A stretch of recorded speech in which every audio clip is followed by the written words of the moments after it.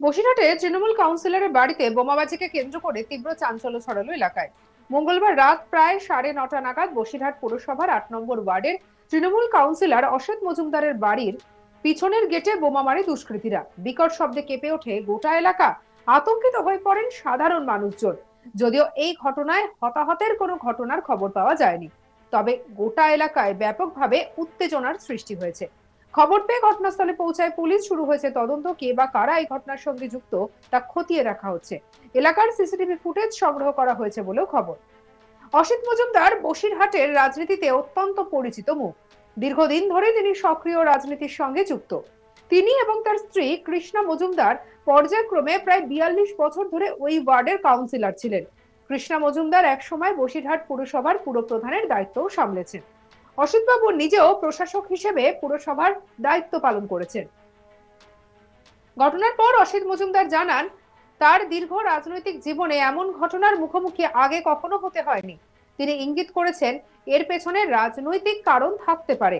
সামনে বিধানসভা নির্বাচন, ইতিমধ্যেই দলীয় কর্মসূচিতে সক্রিয়ভাবে অংশ নিচ্ছিলেন তিনি। বসিরহাটের দক্ষিণ বিধানসভায় এলাকায় তার যথেষ্ট প্রভাব রয়েছে বলেই রাজনৈতিক মহলের একাংশের মত। কি বলছেন অসিত মজুমদার, শুনবো। এই প্রথম আমার জীবনে প্রথম এই দেখলাম এই প্রথম। কি ঘটনা ঘটে? আমি আমার বাড়িতে লোকজন ছিল, যারা চলে গেল দরজা বন্ধ করে। আমি উঠছি, বোমের শব্দ পেলাম একটা। তো আমি ভাবলাম যে বোধহয় বাইরে কোথাও হয়েছে, কিন্তু আমি বাথরুমে গিয়ে দেখি গন্ধ বেরোচ্ছে। আর আমার জামাই বলছে যে বাবা বোম ফেলেছে কেউ, নিশ্চিত এখানে কেন বারুদের গন্ধ ফেলছে কেন। তারপরে আমাদের ওয়ার্ডের যুবর প্রেসিডেন্ট এবং মানে কংগ্রেসের প্রেসিডেন্ট মিহিত এবং তুষার দুজনে এসে ওরা খুঁজতে আরম্ভ করলো। এরা খুঁজতে এসে খুঁজে দেখলো যে আমার বাড়িতেই বোমটা মেরেছে। আপনি কি মনে করছেন, কেন আপনার বাড়িতে এই বোম পড়লো? সাধারণ মানুষের নিরাপত্তা আছে কেনা যায় না, যে আমাদের নেতাদের নিরাপত্তা যখন নেই, তার সাধারণ মানুষের কী অবস্থা আমি তো বুঝতে পারছি না। কি হয়েছে বসিরহাটে আমি তো আমার তো কোনোদিন শুনিনি বা জানিও না। আমি আমার জীবনে আমি দেখিনি এই জিনিস কখন। এই বৃদ্ধ বয়সে এসে কি রাজনৈতিক উদ্দেশ্যে বা রাজনৈতিক প্রতিহিংসা চরিতার্থ করার জন্য আপনার বাড়িতে বোম পড়লো? বটেই তো আমি রাজনীতি আবার সক্রিয়ভাবে করছি এই মাস। কাল আমি প্রতিটা ওয়ার্ডে গিয়ে বৈঠক করেছি, গ্রামে গেছি, টাকি থেকে আরম্ভ করে আমি অঞ্চলে গেছি, সব জায়গায়। সেটা একটা খারাপ দাঁড়াচ্ছে, এখন দেখাচ্ছে। অসিত মজুমদারের ভাই অমিত মজুমদার কি বলছেন, শুনবো। নাই, বসিরহাটে মানুষের নিরাপত্তা বিঘ্নিত হচ্ছে এবং কাপুরুষের মতো কাজ করছে। পেছন থেকে বোম মেরে একটা অরাজকতা সৃষ্টি করার চেষ্টা করা হচ্ছে। কি হয়েছিল?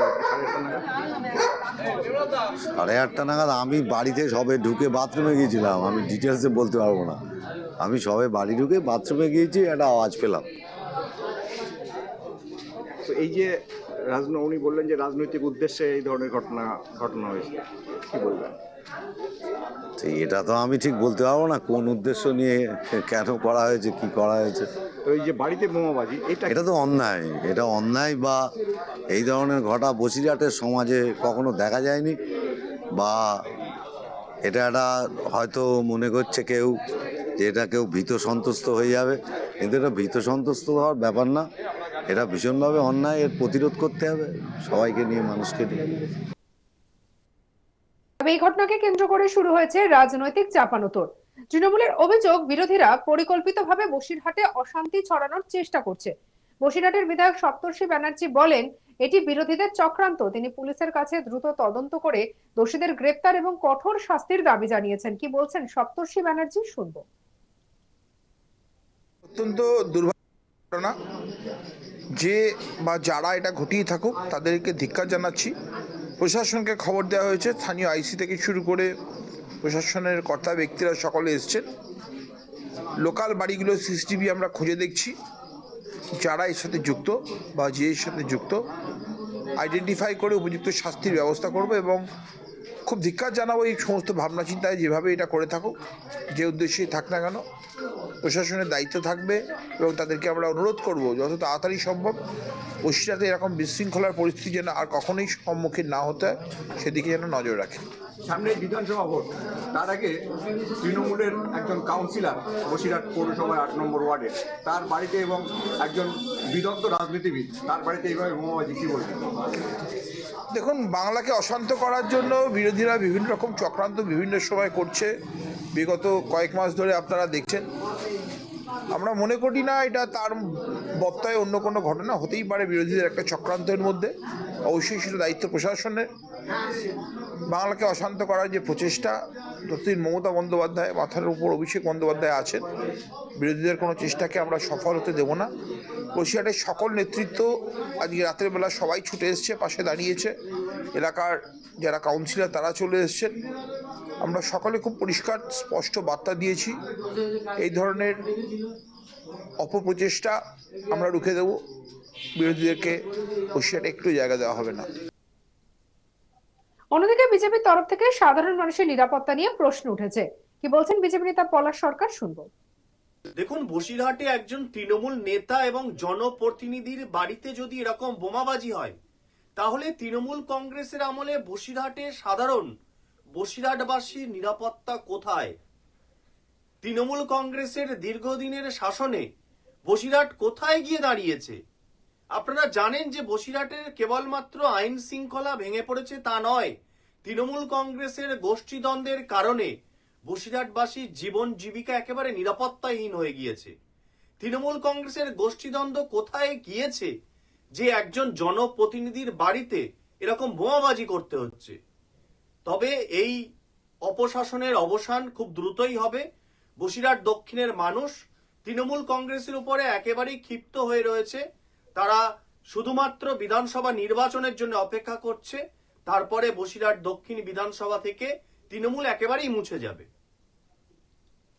ঘটনার পর অসিত মজুমদার জানান, তার দীর্ঘ রাজনৈতিক জীবনে এমন ঘটনার মুখোমুখি আগে কখনো হতে হয়নি। কি বলেছেন, শুনবো। আমার জীবনে প্রথম এই দেখলাম এই প্রথম। কি ঘটনা ঘটল? আমি আমার বাড়িতে লোকজন ছিল যারা চলে গেল দরজা বন্ধ করে। আমি উঠছি, বোমের শব্দ পেলাম একটা। তো আমি ভাবলাম ওই যে বোধহয় বাইরে কোথাও হয়েছে, কিন্তু আমি বাথরুমে গিয়ে দেখি গন্ধ বেরোচ্ছে। আর আমার জামাই বলছে যে বাবা বোম ফেলেছে কেউ, নিশ্চিত এখানে কেন বারুদের গন্ধ ফেলছে কেন। তারপরে আমাদের ওয়ার্ডের যুবর প্রেসিডেন্ট এবং মানে কংগ্রেসের প্রেসিডেন্ট মিহিত এবং তুষার দুজনে এসে ওরা খুঁজতে আরম্ভ করলো। এরা খুঁজতে এসে খুঁজে দেখলো যে আমার বাড়িতেই বোমটা মেরেছে। সঙ্গে রাখুন আজ তাক বাংলার ইউটিউব চ্যানেলকে লাইক, কমেন্ট, শেয়ার, সাবস্ক্রাইব করতে ভুলবেন না।